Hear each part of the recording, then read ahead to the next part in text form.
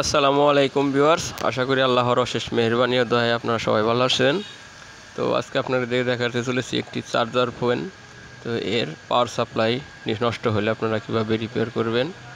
তো ধৈর্য ধরে ভিডিওটি না টেনে সম্পূর্ণ দেখবেন, তাহলে বুঝতে পারবেন যে এটি কীভাবে আপনারা রিপেয়ার করবেন। তো দেখতে পাচ্ছেন এটি 6 ভোল্ট 7 এম্পিয়ার রিচার্জেবল ব্যাটারির একটি চার্জিং সার্কিট। তো এটি নষ্ট হয়ে গেছে। তো এটি আজকে আপনাদের রিপেয়ার করে দেখাবো।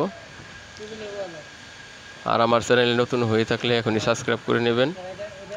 তো দেখতে পাচ্ছেন সার্কিটটি কিন্তু এখানে রেকটিফায়ার এই জায়গায় কিন্তু পড়ে গেছে, কালো হয়ে গেছে।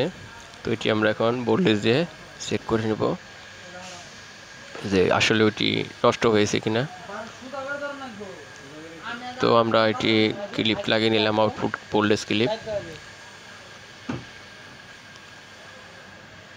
তখন আমরা এটা মেপে দেখব। সিরিজ লাইনে অবশ্যই কিন্তু সিরিজ লাইন ব্যবহার করতে হবে। তো দেখতে পাচ্ছেন এখানে কিন্তু আমাদের কোনো ভোল্টেজ শো করছে না, ইন্ডিকেটর বাতিও জ্বলছে না। তো দেখতে পাচ্ছেন বন্ধুরা, এখানে কিন্তু কোনো ইন্ডিকেটর শো করতেছে না।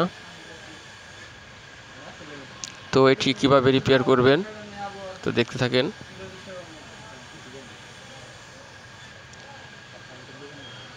তো আমরা সার্কিটটি খুলে নিয়েছি। তখন আমরা এটি মেপে দেখব আউটপুট ডায়োডগুলো ঠিক আছে কিনা। অনেক সময় আউটপুট ডায়োড শর্ট হয়ে গেলে ভোল্টেজ আউট হয় না। তো দেখতে পাচ্ছেন আমাদের আউটপুট ডায়োড দুটোই ঠিক আছে। তখন আমরা এই ব্রিজ রেকটিফায়ারটি আমরা চেঞ্জ করে নেব। চেঞ্জ করে নেওয়ার পরে দেখব আসলে সার্কিটটি ঠিক হয় কিনা। তো এটি আমি তাতাল দিয়ে করব। তো এটি আস্তে আস্তে করতে হবে। অবশ্যই নেগেটিভ পজিটিভ কোন দিকে ছিল এসি ডিসির দিকে, তারপর আমরা লাগাতে হবে।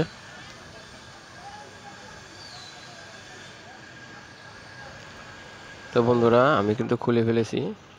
তো আমরা একই মাপের একই মানের একটি ব্রিজ রেকটিফায়ার এখানে ইনস্টল করে নেব। তো তার আগে লেগগুলো ভালোভাবে পরিষ্কার করতে হবে। তো কোনো পিনের সাথে জানি কোনো পিন শর্ট না হয়ে যায় সেদিকে অবশ্যই খেয়াল রাখবেন। তো দেখতে পাচ্ছেন আমি একটি নতুন রেকটিফায়ার নিয়েছি। তো এটি আমরা খুব ভালোভাবে লেগগুলো পাগুলো দেখে ঝালাই করে দেব, তাতে একটির সাথে আরেকটি শর্ট না হয়। এবং নেগেটিভ পজিটিভ অবশ্যই খেয়াল রাখবেন। তো দেখতে পাচ্ছেন খুব সুন্দরভাবে অবশ্যই ঝালাই করে নিতে হবে। তো আমাদের জ্বালা করা শেষ হয়ে গেছে। তো আমরা এখন আউটপুট ভোল্টেজটা মেপে নেব। তো দেখতে পাচ্ছেন আমাদের 7.81 ভোল্ট দেখাচ্ছে।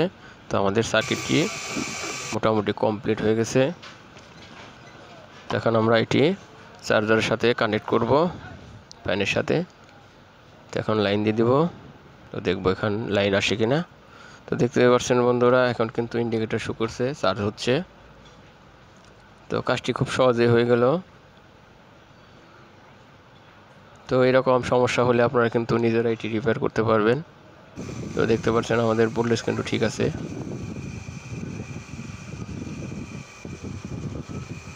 তো আশা করি আপনারা বুঝতে পারছেন। ভিডিওটি সম্পূর্ণ দেখার জন্য ধন্যবাদ।